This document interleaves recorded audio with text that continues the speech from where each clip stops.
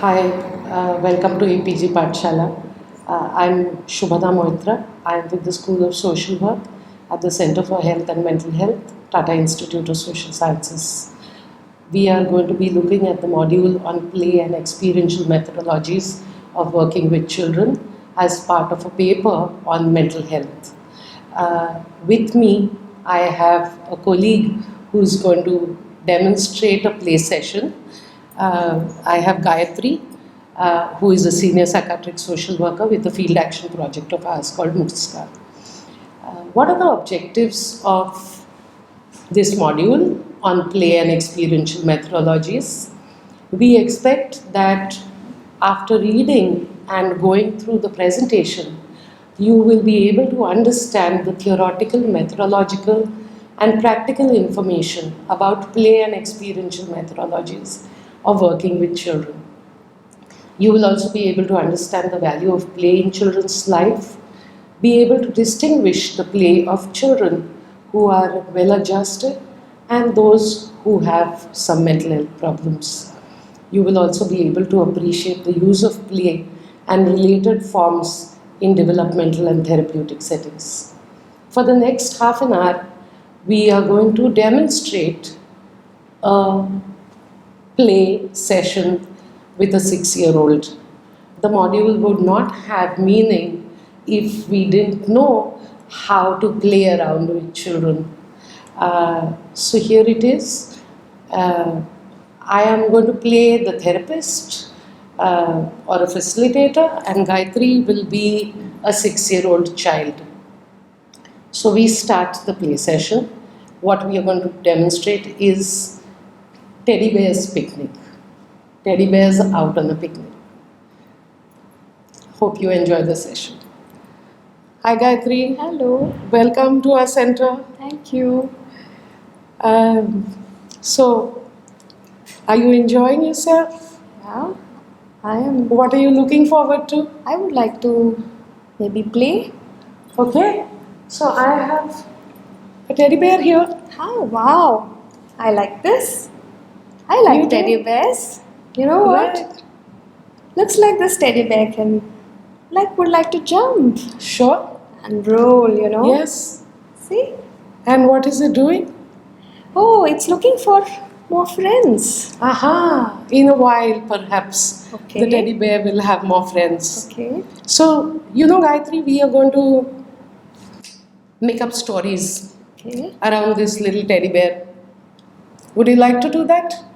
Along with teddy bears, do you also like stories? Yes, I like stories. All right.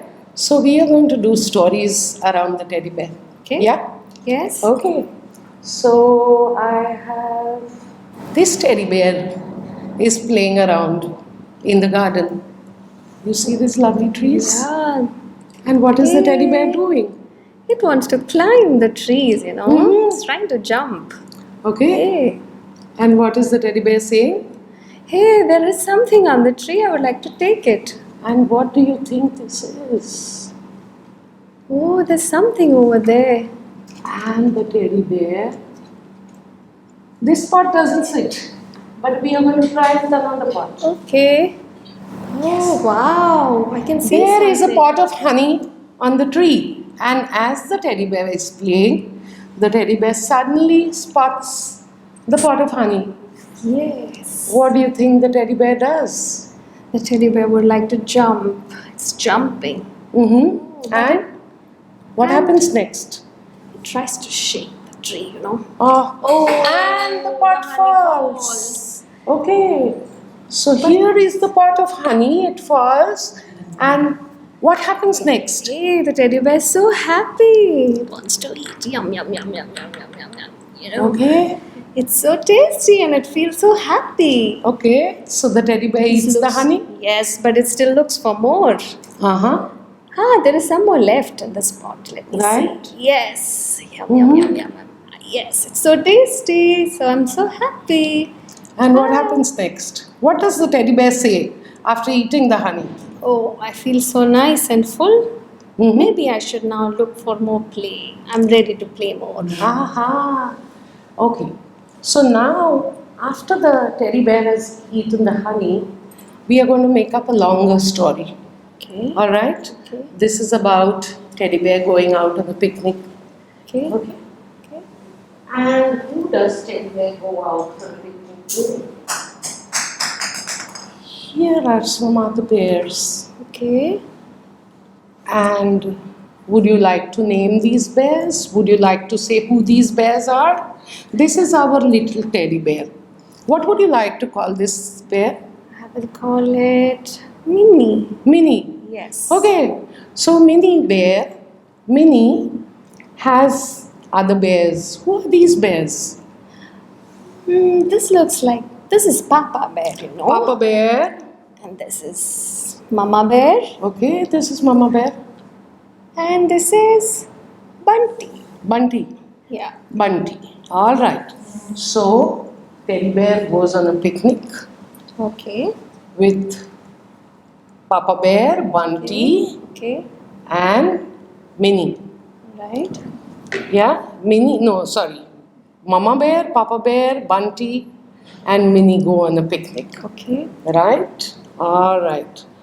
They go, and Papa bear and Mama bear are setting up the picnic. Okay. All right. And teddy bear is playing with Minnie is playing with Bunty. Yes. Yeah. Here is Mama bear and Papa bear setting up the picnic. Yeah. Yeah. And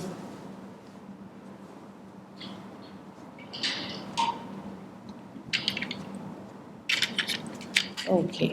So let's take Wow, that's a nice Bunty here. toy. Yes. I like it. So Minnie is playing with the car here, a cart. Minnie is pulling the cart. Yes. Yeah. And suddenly Minnie hears a squirrel near the trees. Okay. And Minnie comes to see what this Okay. noise is about. Okay. And when Minnie comes back, she sees Bunty playing with her cart. What do you think Minnie does? Minnie is a little sad Mm-hmm. and tells Bunty, hello, I was playing with this. Please move. I was playing with this. Mm-hmm. Minnie says, no, I want to play, but it's my car. I want to play with this. It's my truck. I want to play. Mm-hmm. And then both of them start fighting. Mm-hmm. Just fighting. What are they And saying to each finally- other? It's mine. Stop. It's mine. Minnie is saying Yes. to Bunty. Yes. Yeah. Then Bunty says, let me play for some time. Now I'm not going to give you. Mm-hmm. Then Bunty says, move. I'm going to tell Papa. So Bunty comes back Yeah. and Minnie begins to play with the cart. Yes. Yeah. So Minnie Minnie is continues. crying loudly. But Minnie is crying No. or Bunty is crying? Bunty is crying loudly. Bunty is and crying. Minnie is not bothered. Minnie is not bothered. Okay. And Minnie continues to play with the cart. Yes. And just as Minnie is playing, the cart wheel breaks. Okay.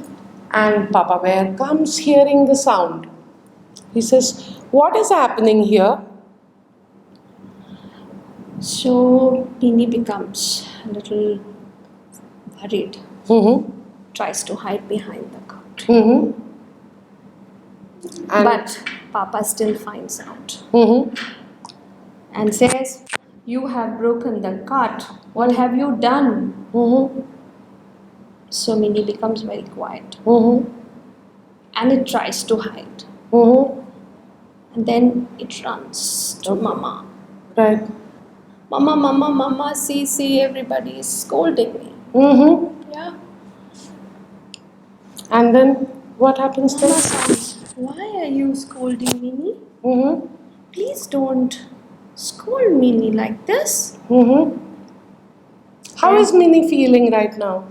Minnie is feeling angry and sad with Mhm. father, wise father, trying to stop Minnie from playing. Mm-hmm. So she feels, she hugs Mama from Mhm. behind, and stands like this. Right. And Papa just goes. Okay. Papa Angry. goes. Okay. Angry. And then And Bunty? Bunty, Papa just takes Bunty on lap. It's Okay. okay, I'll give you another toy. Don't worry. All right. And what happens next? Well, then Mama calms down. Don't Mhm. worry. It's okay. You know, next time you should be careful. Don't break the cart, you know. Right. Next time will you play safely? Yes, I will. And it goes Okay. back to the cart. So how is Minnie feeling now? Slightly better, but still thinking about what Papa said. Okay. Okay. And waiting for more play. Waiting for more play. Yes. So after some time, Bunty joins Minnie. And Minnie and Bunty go on a long walk in the woods. Yeah. They go on a long walk in the woods. Yeah. And just as they are walking, Yeah. Bunty falls down and hurts herself. Oh, Minnie then sees. What happens? Have you? Oh, did you hurt yourself? Are you feeling hurt? Yes, and Minnie is rolling and crying, and Bunty is rolling and crying, and Minnie becomes scared. And Bunty can't walk. Yes. So what do you think Minnie does? They're quite far away from where Mama and Papa Bear are. So Minnie tries to pick up Bunty, but then Bunty is a little difficult to carry. So Minnie is now worried and stuck. Mm-hmm. So Minnie can't leave Bunty there, but still calls out, shouting, "Mama, Mama, Mama, please come, please come." Does Mama hear? Yes, after a while, Mama is seen looking far from there, and Minnie feels Okay. relieved. Mama, see, and Bunty is still crying. Minnie is trying to sort of, Okay. And then? Mama, see this, you know, and then Mama comes, and then Mama is angry with Minnie. Angry Why? with Minnie. I'm sorry, Bunty, you know, why are you not careful? I've told you several times, you know, not to fall like this. And every time you do this, show me, look at this. Mama carries Minnie, a Bunty, and Mama tries to say, Minnie, you should have been careful. You should have also helped. Right. And then they go back. Okay. Mama takes. Okay. Then Papa sees them. Yeah. Oh, see, look what I said. Right. And Papa says, Minnie, you must have been careful. You must have pushed her, you know. And then again, Minnie is sad. Papa takes Bunty, dresses her wound. Mama also brings some things. Right. They take care of Bunty. And Minnie, how is Minnie feeling now? Minnie is more sad. Very sad. Very, very sad. What is Minnie And doing now? begins to cry. Minnie begins to cry. Yeah. Yeah. Now, in a little while, Mama is picking flowers at the trees. Okay. And Minnie wants to play ball with Mama. Yeah. And Mama is picking flowers. Yeah. So Minnie comes to Mama Yeah. saying, I want to play ball. I want to play ball. Okay. What do you think happens next? Minnie is calling Mama, but Mama can't hear from this so long. So Minnie calls, and then finally, Here is the ball. Minnie finds the ball and she wants to play ball with Mama. But Mama is busy picking flowers. yeah. So Minnie rushes still. Mama is walking away, and Minnie rushes behind her. Right. And finally, Mama spots Minnie. And then Minnie says, Mama, I want to play with ball with you. Mama turns around and says, Minnie, this is not the time to play. I've told you. Can I play with you later? No, now I want to play. And Mama is angry and says, no, now I cannot play. And Mama says, you go back, I will pick flowers and then come back later and play with you.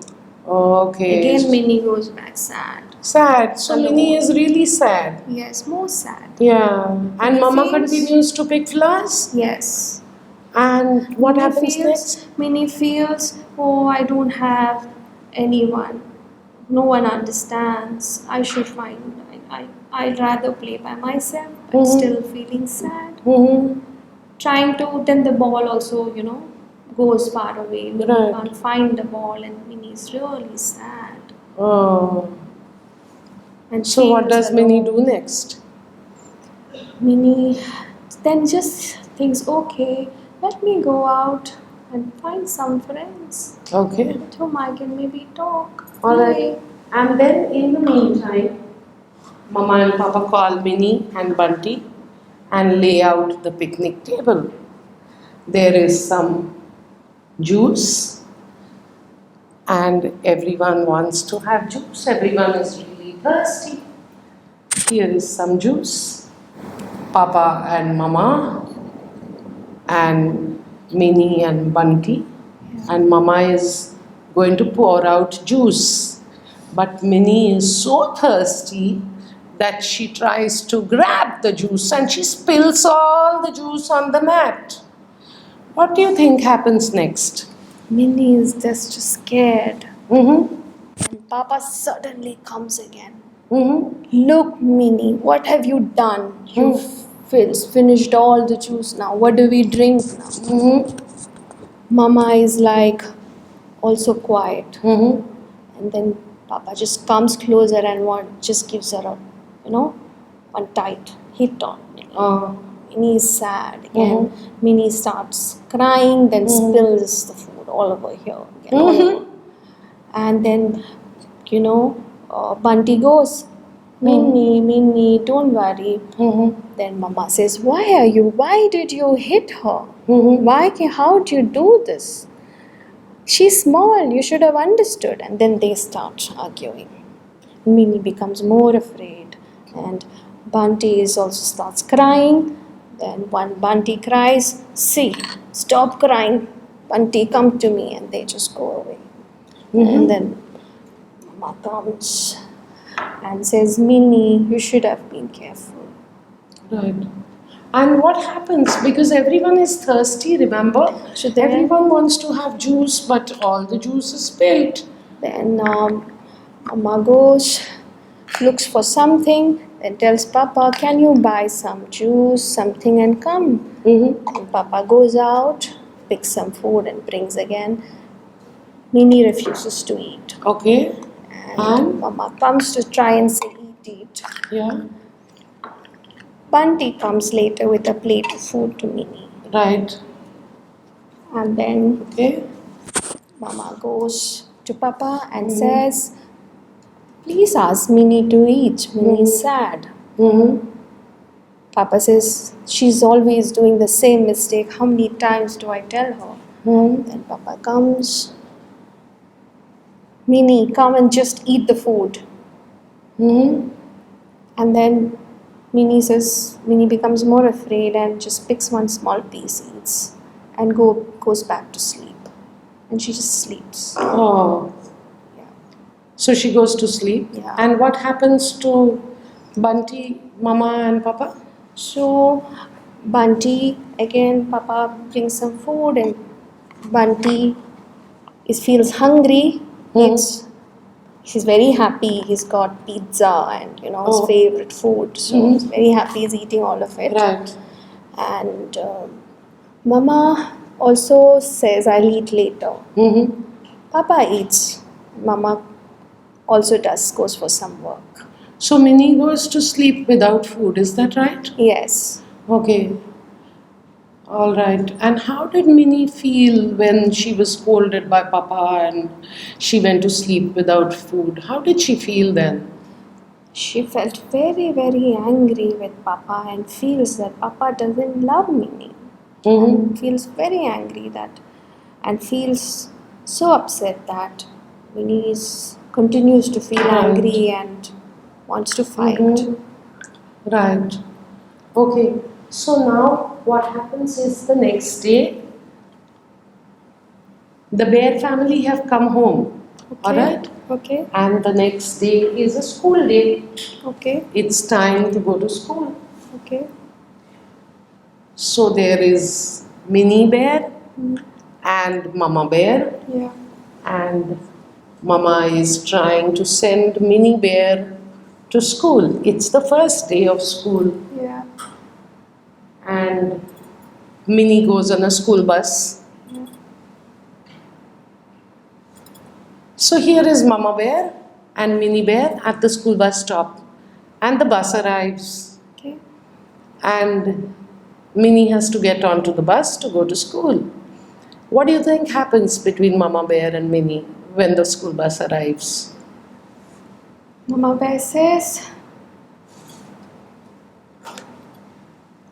be a good girl, Mhm. have a good time in school, enjoy. Mhm. And Minnie looks at Mama, Minnie looks around. Mhm. She's a little afraid because there are who is going to be there. Mhm. So then she looks back at Mama again. Mama said, don't worry, you have a good day. Okay. So Minnie thanks Mama. Mama hugs Minnie. Mhm. And she sets off. The bus comes. And Mama says, oh, that is your friend. And then Minnie looks at that. Yes, my friend. Hey, and Minnie happily hops onto the bus. Okay. How is Minnie feeling now? Little better because then she's found Golu. Right. Was a friend. Okay. So she's happy to be. And Okay. she tries to sit near Golu. Right. And they sit together Okay. and they share their bag. They show their new bag, their Uh-huh. water bottle, and they're very happy. Okay. So they're Yeah. very happy. They were going in the She's- bus. Yeah. So Minnie has had a nice day at school, and Yeah. she comes back home, and it's evening time, Okay. and suddenly Mama and Papa Bear realize that there are no vegetables in the house. Okay. So they tell Minnie and Bunty that we are going to get some vegetables. You be good children till we buy the vegetables and come. And they go off to the market. Okay. Minnie and Bunty are all by themselves. Okay. As the evening goes by, both of them feel very hungry. Okay. But there's nothing in the house to eat. Okay. What do you think Minnie Bear does now? So Minnie is feeling hungry. Bunty says, Minnie, I'm hungry. Right. And I'm also hungry. Hmm. Minnie says, where is Papa? Where is Papa? Minnie says, they both are coming. Hmm. They both are coming with lots of food. See, they promised us good food. They're bringing. Right. So they are relaxing. They're thinking, okay, let us play some game. Right. Bunty says, Minnie says, no, I'm in no mood to play now with you. How is Minnie feeling now? Minnie is thinking, where is Mama? Where is Mama? They're taking too long. Okay. And suddenly, far away, Minnie sees a shadow Okay. of someone coming. Okay. It is one of the parents. Who's coming? Who's coming back? Minnie comes, looks like it's the mother who's come first. Okay, Mama Bear comes back. And where is Papa Bear? Oh, Minnie asks Mama, where is Papa Bear? Then Mama says, Papa Bear has got some more work to do, so we'll come back little later. Okay. Okay.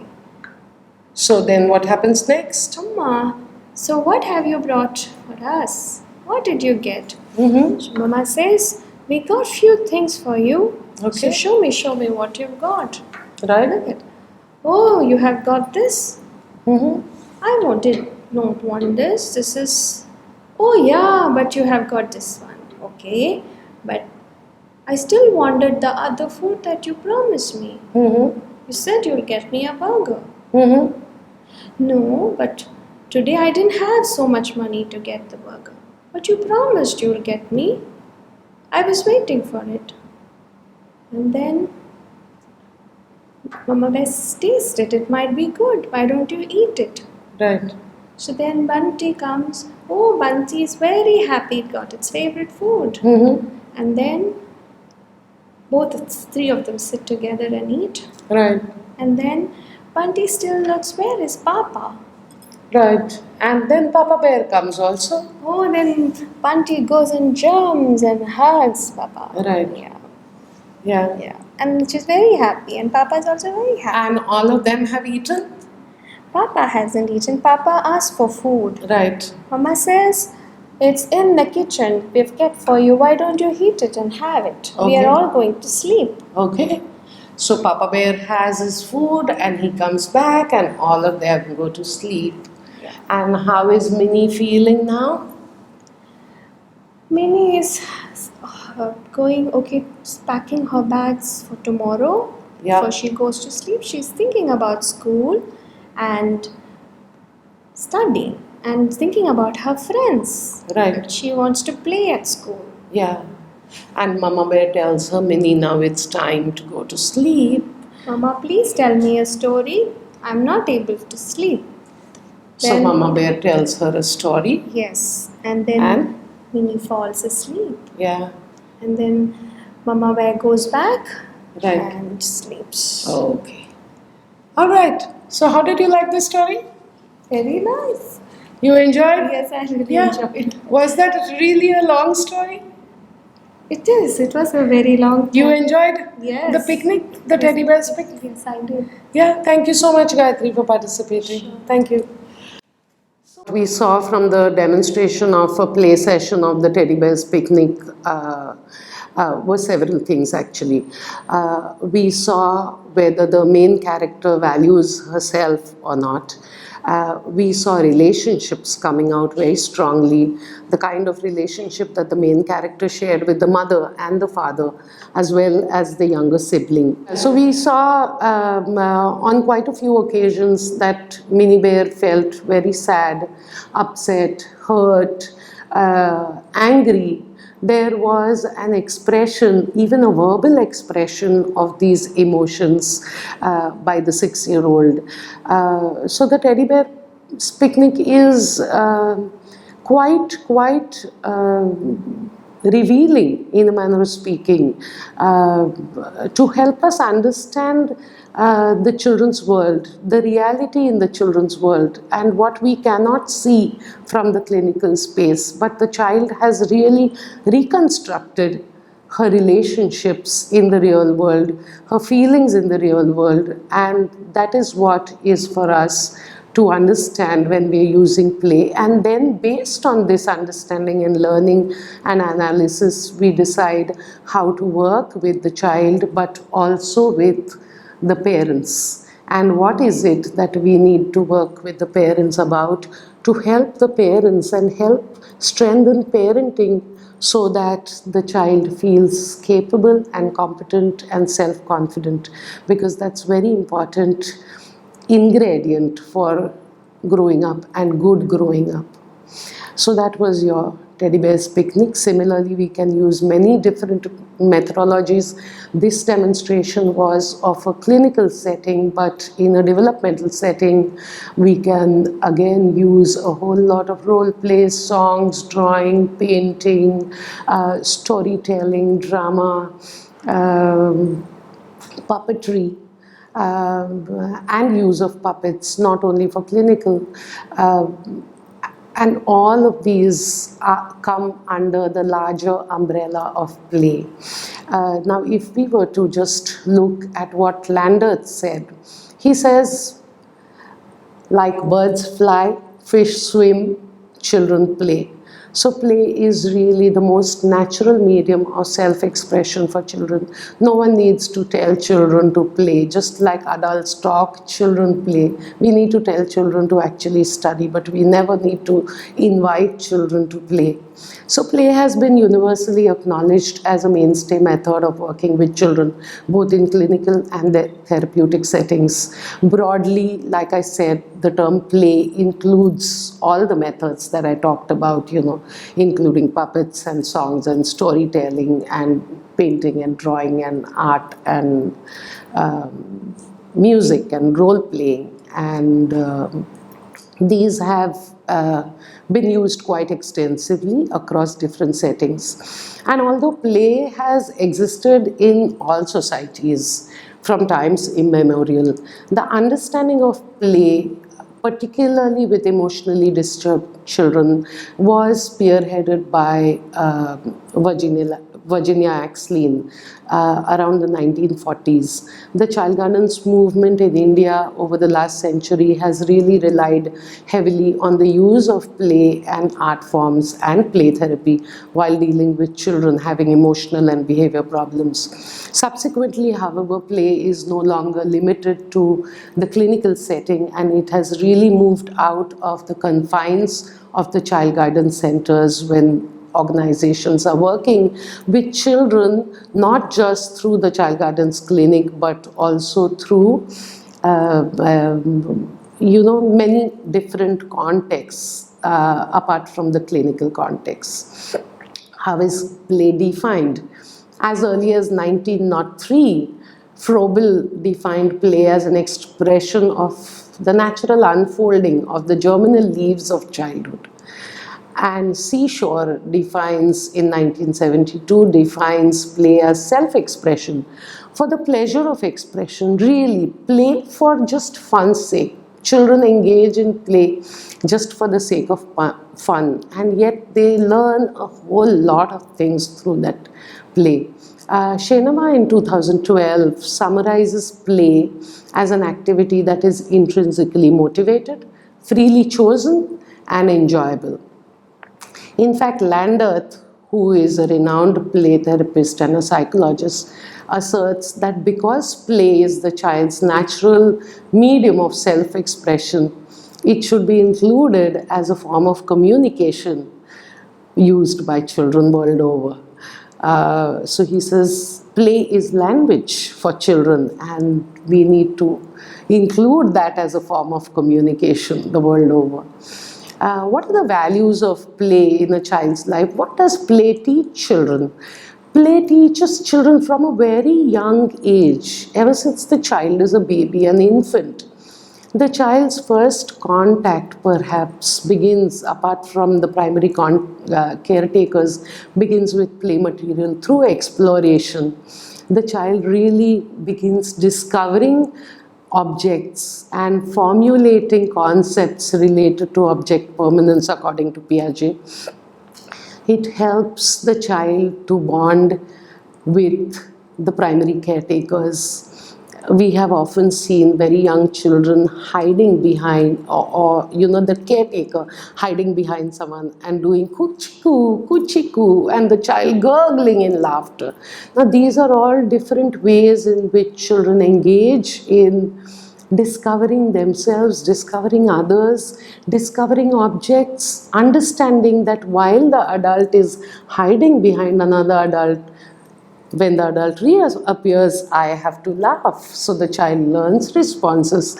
There are a whole lot of things that the child learns starting from infancy. As children grow, children learn walking, running, climbing, and playing in the playground.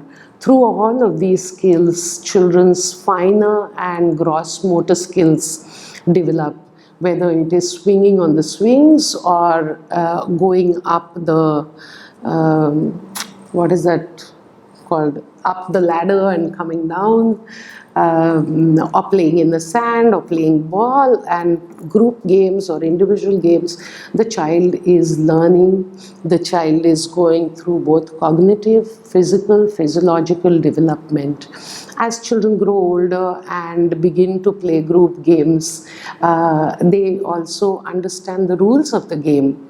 Whether it is hide and seek, these are all unstructured games that I'm talking about, and that are out of the confines of the clinical space. So children begin to play group games, children learn the rules of the game, and thereby children also learn the rules of life.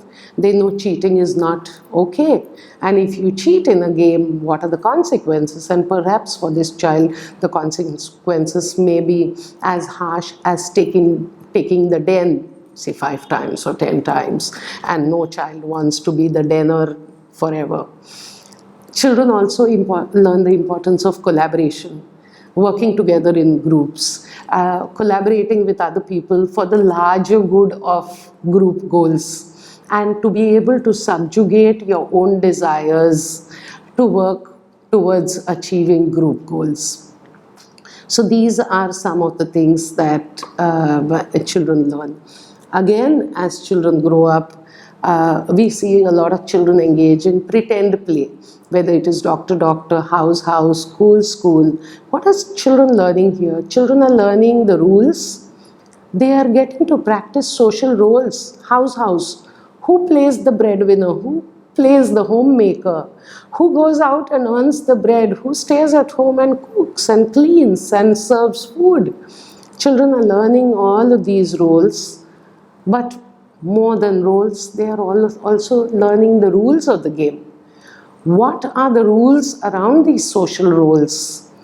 And in fact, children learn very, very important things, in fact, all of life skills through play, whether it is empathy, communication, creative thinking, problem solving, conflict resolution, relationship, self-awareness, ability to build self-confidence, dealing with conflicting and ambiguous emotions. All of this is possible through play. And this play doesn't happen in the clinical space. This play happens in the larger developmental context as the child is growing up.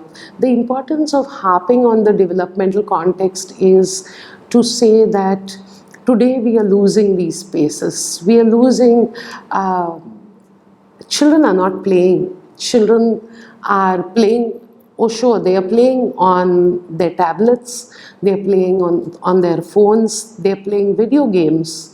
But group games like hide and seek and Lagori or ball or all kinds of other games that perhaps my generation played, children don't even know the names of those games. And it's important for children, for us, anyone who's working in the field of mental health and with children, it's very important to create spaces to play, not just to heal, but to play so that children grow into sensitive, caring human beings, because play affords all of that.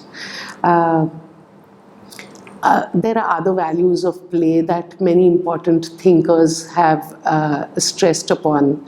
For example, play, Piaget says that play leads to the emergence of new behaviors. You learn new behaviors, thereby increasing your feelings of mastery and control over the environment.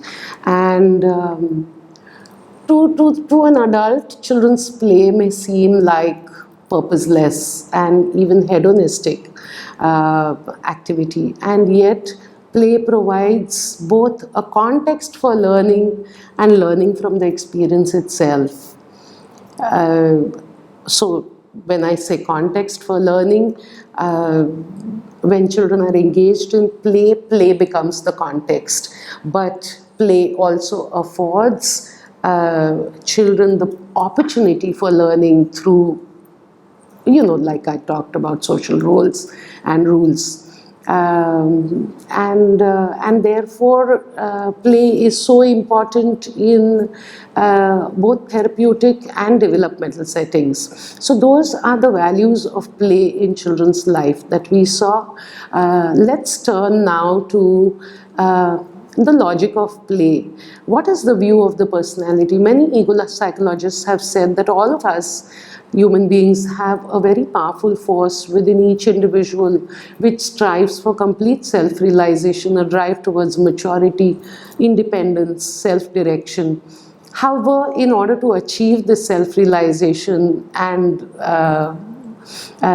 this maturity, we need a good growing ground for the development of complete self-acceptance and also acceptance by others. Unless conditions are extremely adverse, children are quick to forget and forgive. Children are generally very accepting of life, manifesting a curiosity, a great love for life that thrills and delights in simple ways. And therefore, when there is relative satisfaction of these needs, basic needs, the individual is said to be adjusted. But when these basic needs are blocked through adverse circumstances, whether it is through neglect or abuse or violence or a lot of trauma happening at home, what happens? Growth does not stop. The child develops only devious ways to achieve the needs that is intrinsic to all of us. And these devious ways become maladaptive, maladjusted coping patterns that the child resorts to. And yet personality seems to defy classification, stereotyping and compartmentalizing. So it's not necessary that when a person is fearful in one situation, the person is fearful in all situations. The person can be quite bold in another. And it takes a very, very long time. It takes many negative circumstances to really burden the child with mental health problems. Largely, if the dynamics around the house and primary caretaking is good and meeting the child's basic needs, the child is likely to develop greater self-confidence and a love for life and not maladaptive patterns.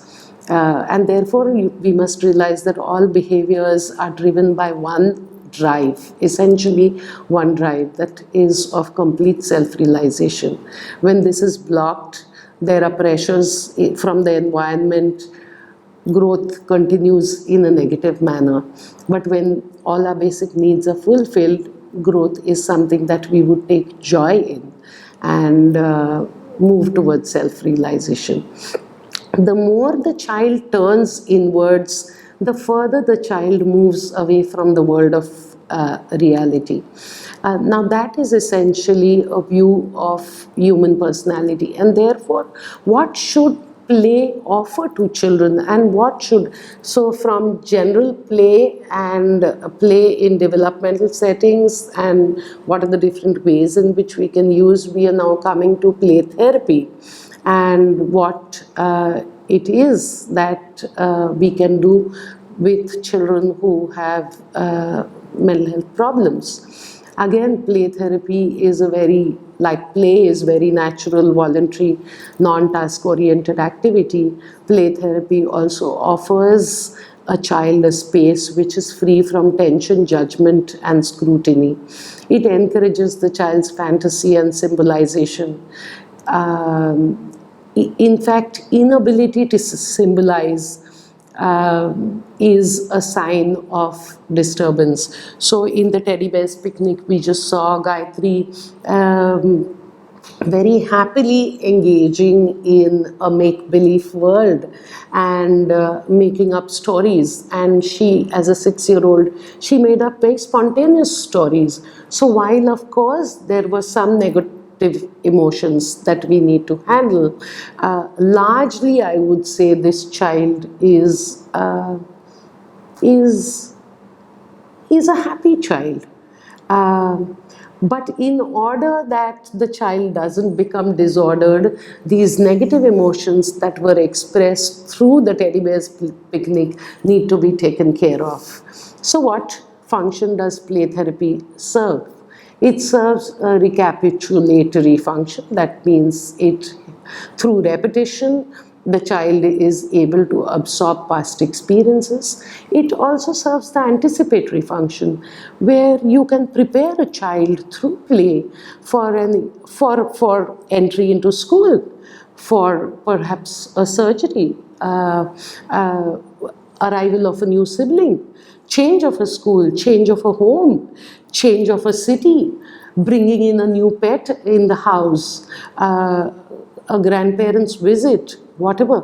So any anticipatory events, the child can be prepared for these events, future events, through the make-believe world, through the fantasy world, through creating anticipatory play. Perhaps the child herself will engage in anticipatory play when she knows of the arrival of a new sibling. And she will show you, demonstrate through her play, her anxiety as well as her love about the arrival for her sibling. So there can be contradictory, ambiguous feelings that the child will express through these sessions. And what play therapy needs to do is to hold the child through these ambiguous, contradictory feelings without judgment, with full acceptance, and to let the child know that all human beings are capable of these contradictory and ambiguous feelings, and it's okay to have these. That's when the child will begin to love herself and self-accept herself and develop greater confidence, but also be able to give that love to the new sibling. Play therapy also serves a reparative, or for example, a repair kind of function. So some anxiety arousing activities which have taken place in the past, for example, an accident, or if there has been a riot that the child has witnessed, the child may perhaps engage into that kind of play again and again and again, just in order to get over the trauma of the riots. I remember some students coming back from a riot affected area, and they reported that children who were witness to actual killing were very, very traumatized, very damaged. They could sleep at night. They woke up with cold sweats. They woke up very scared. They kept remembering and recalling the instances of mass killing. And in the play sessions, children played this out again and again and again, till such time that the children could come to terms with the reality of this kind of a thing having happened in the past. Play therapy also serves the communication functions. The child is able to communicate about his or her world to the therapist. It's a means of understanding, of mastering, of clarifying one's position in relation to the world.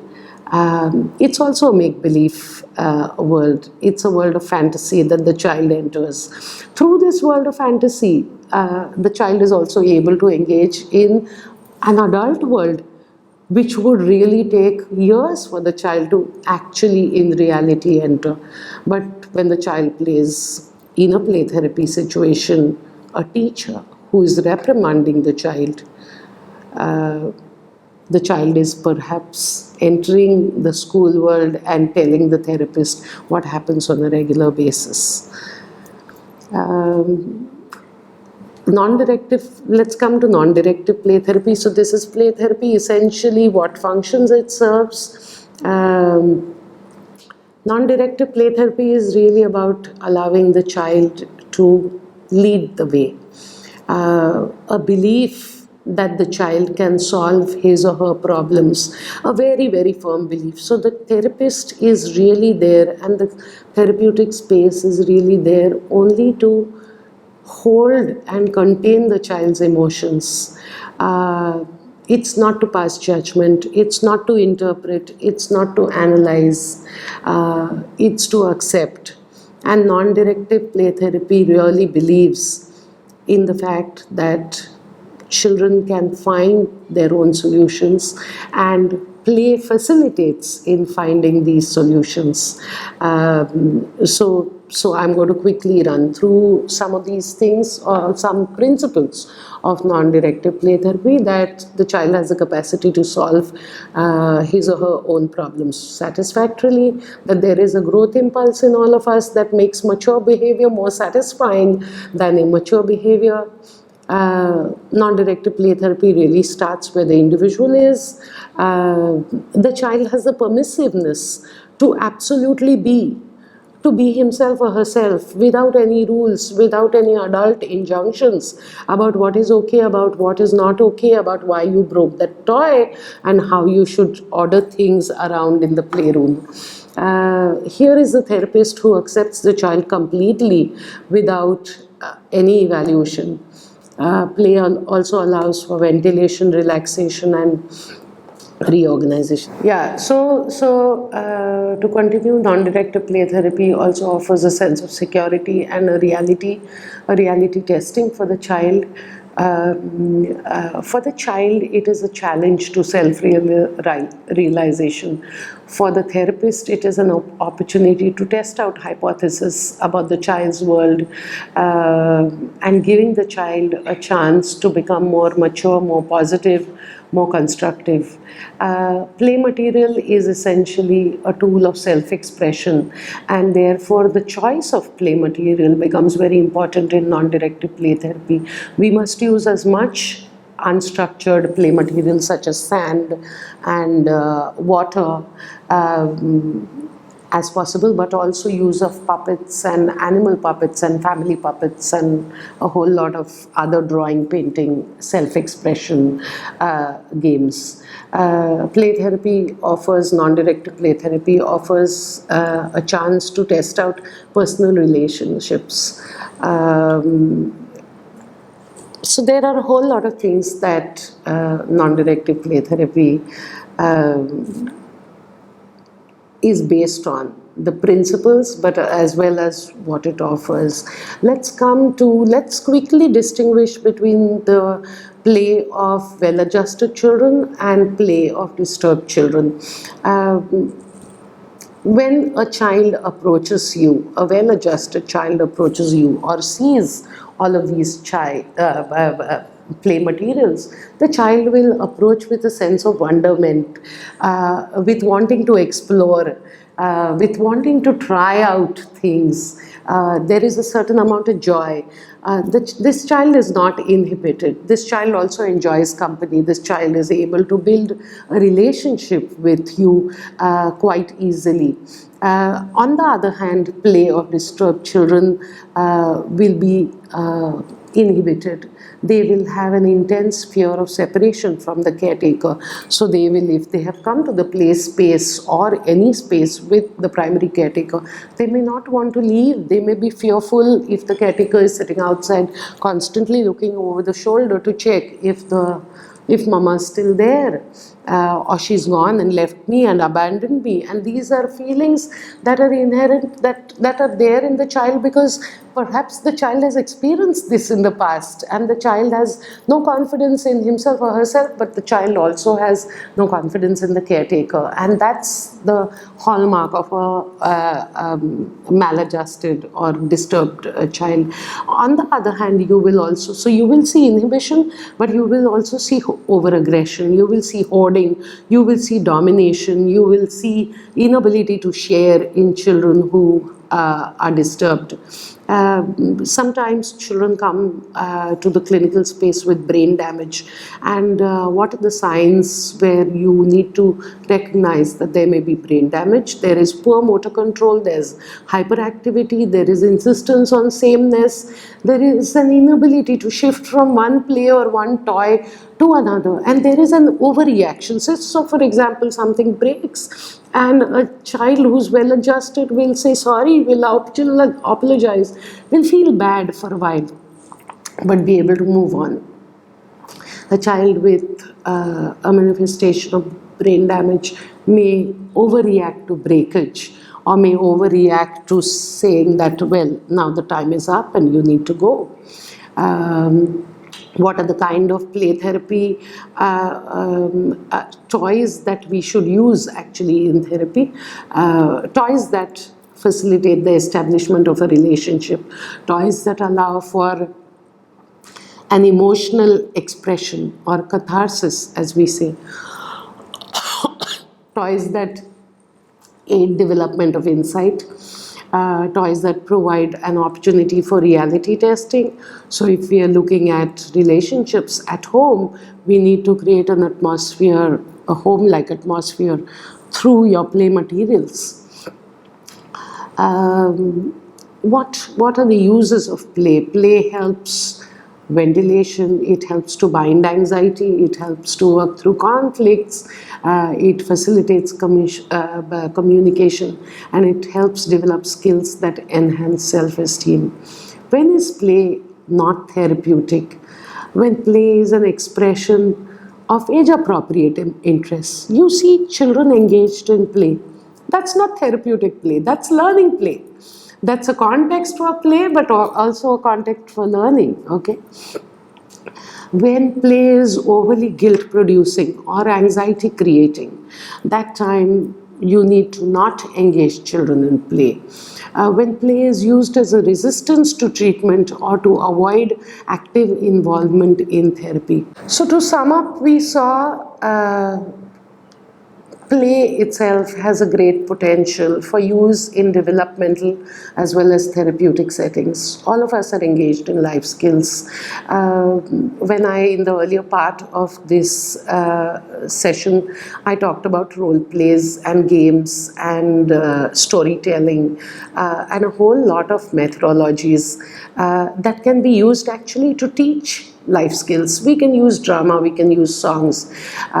So we saw through this module that play has a great scope for use both in developmental and therapeutic settings. And within therapeutic settings, we usually engage in play and play-related activities with children up to about 13 or 14. Because like Landert says, play is the natural form of communication for children, and therefore if we want to understand children's world, we need to understand children's play. I would urge all of you to be playful and to engage in play in order to understand children's worlds. There are some resources that you can use. At the end of the module, I have cited some resources, but there is this book which is almost a recent publication, published in 2012. It covers different contexts. So for example, how do you work with riot affected children, or how do you work with children who are going through a bereavement and loss? How do you work with children in conflict situations? How do you conduct research with children using play and art forms? How do you work with children to sensitize children around gender and violence? So some of these topics are covered in this book on play. It's titled Play, Experiential Methodologies in Developmental and Therapeutic Settings. It's edited by me, Shubhada Maitra, and Professor Shekhar Seshadri, Professor and Head, Department of Child and Adolescent Psychiatry, NIMHANS. This will be a good beginning resource for starters. Thank you so much.